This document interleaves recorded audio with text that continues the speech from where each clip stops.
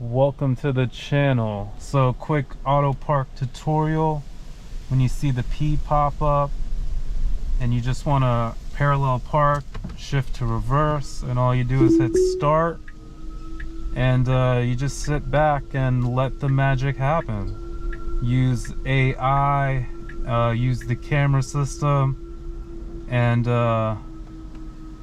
this goes for all those people who can't parallel park, you know, who are just afraid of parallel parking, or if you avoid it, maybe you should get a Tesla.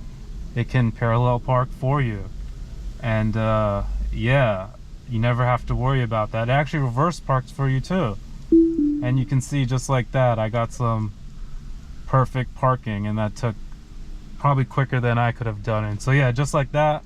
Hit that like button if you enjoyed the video and subscribe, and I hope you have a great day.